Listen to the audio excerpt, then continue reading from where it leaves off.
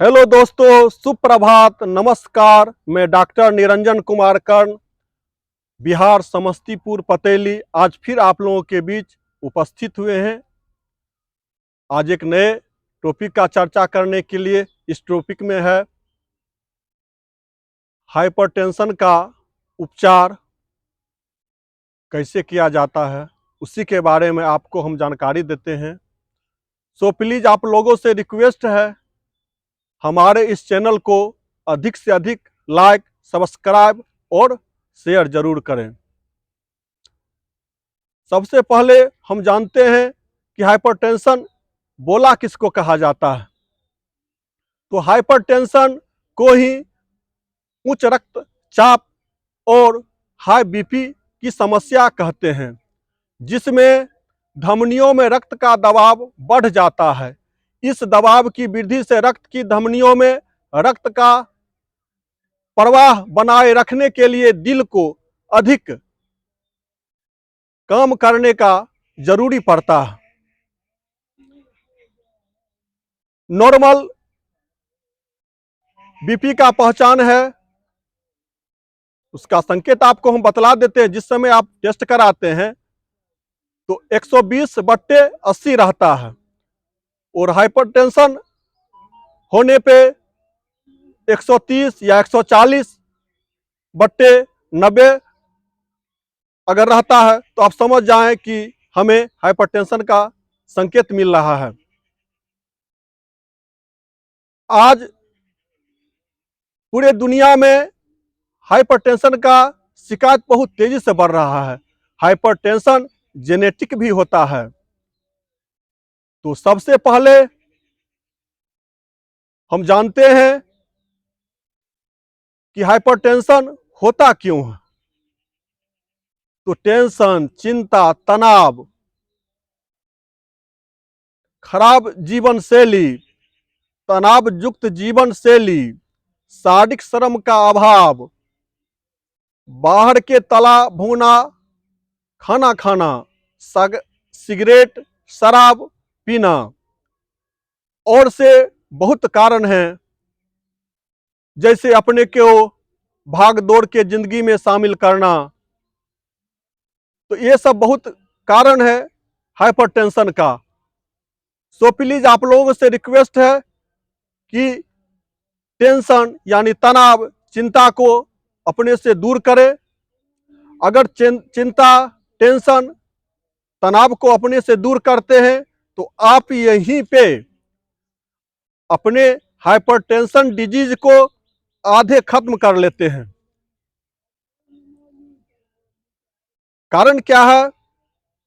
जब अधिक आप प्रेशर यानी चिंता में रहते हैं तो आपके धमनियों पे बहुत अधिक दबाव बढ़ जाता है। इस चीज को आपका आर्टिस्ट जो है सो बर्दाश्त नहीं कर पाता है। इसे दूर करने के लिए आप प्राणायाम या कोई आसन भी करते हैं, वो भी आपको धीरे धीरे करना पड़ता है। आप तेजी से उसको नहीं कीजिए जब आपको हाइपरटेंशन का शिकायत है। कैसे करना है आपको हम बतला देते हैं, देखिए।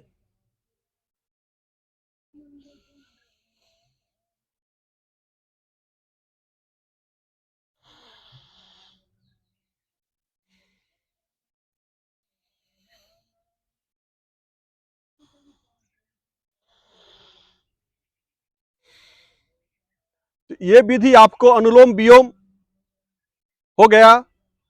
अब भस्त्रिका के बारे में बतलाते हैं। भस्त्रिका भी आपको धीमे धीमे, धीरे धीरे करना है।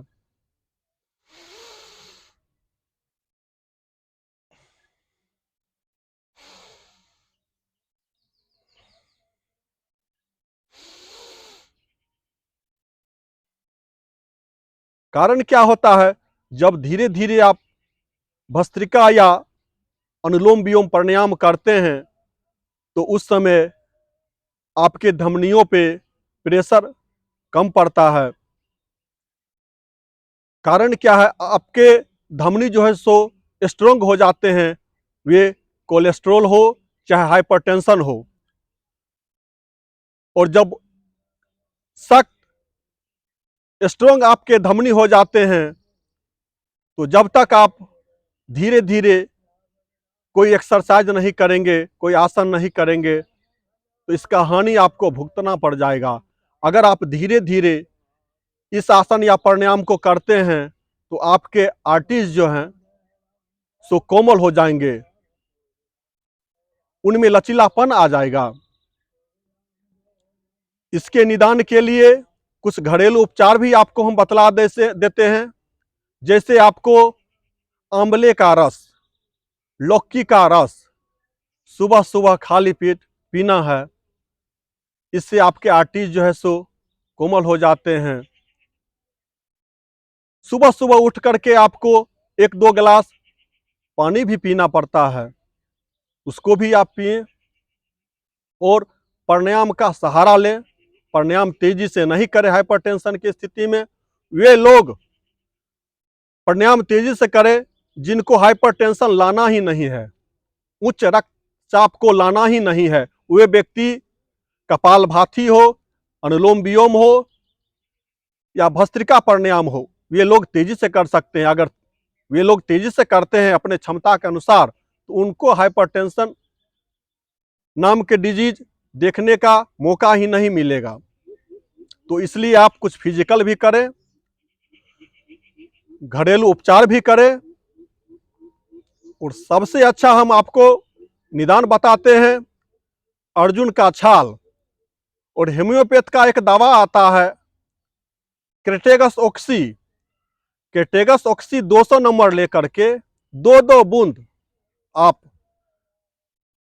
1-2 महीना तक पीते हैं तो आपका आर्टरीज पूरी तरह कोमल हो जाता है और हाइपरटेंशन नॉर्मल स्थिति में आ जाता है।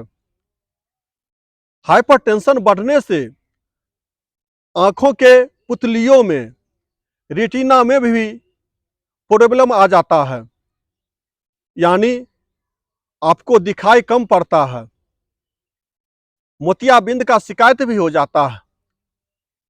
यहां तक हाइपरटेंशन होने से आपका किडनी भी फेल्योर हो जाता है। तो अपने आप को बचावें। आप फिजिकल करके